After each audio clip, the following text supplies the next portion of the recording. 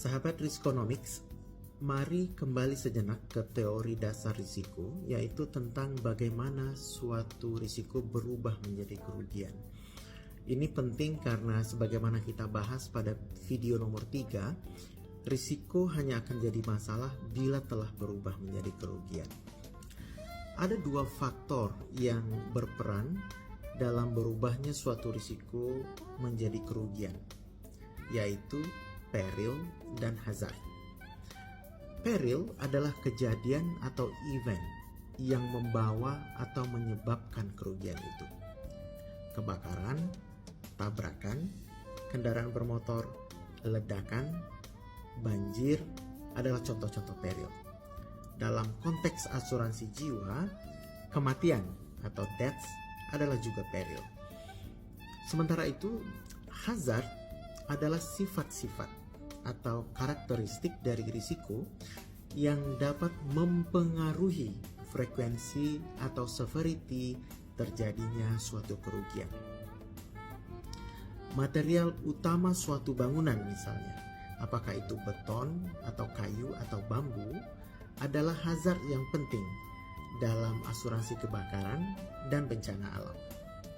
Rumah kayu atau bambu sangat rentan terhadap kebakaran, dan bila terjadi percikan, maka api dapat membesar dan menjalar dengan cepat hingga seluruh bangunan musnah di lahap api dalam waktu singkat.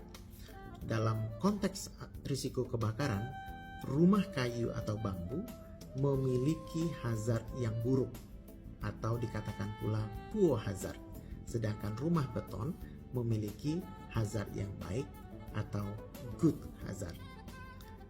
Namun klasifikasi good dan poor hazard ini atau suatu objek yang sama bisa berbeda dalam konteks risiko yang berbeda. Misalnya, dari perspektif risiko gempa bumi, rumah kayu atau bambu justru dianggap memiliki good hazard dan rumah beton memiliki poor hazard. Hal ini karena material kayu dan bambu lebih lentur dan dapat bergerak bersama ayunan gempa, sehingga kerusakan mungkin tidak terlalu parah. Sedangkan beton lebih bersifat kaku atau stiff, sehingga membawa pada dampak kerusakan lebih parah apabila terjadi gempa.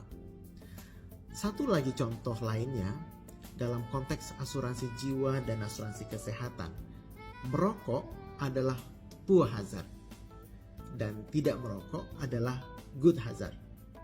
Meski tidak ada jaminan orang yang tidak merokok akan berusia lebih panjang dari para perokok, merokok telah terbukti secara ilmiah dapat menyebabkan banyak penyakit termasuk kanker dan jantung yang merupakan penyebab utama kematian. Mengakhiri sesi ini, hazard dapat pula kita tinjau dari perspektif physical hazard atau hazard fisik dan moral hazard, hazard moral. Contoh-contoh tadi di atas yang kita bahas adalah contoh-contoh physical hazard. Adapun moral hazard adalah hazard-hazard yang terkait dengan perilaku atau behavior dari manusia, baik tertanggung, karyawan, atau orang-orang yang berinteraksi dengan suatu objek risiko. Misalnya, kejujuran, kedisiplinan, integritas, dan sebagainya.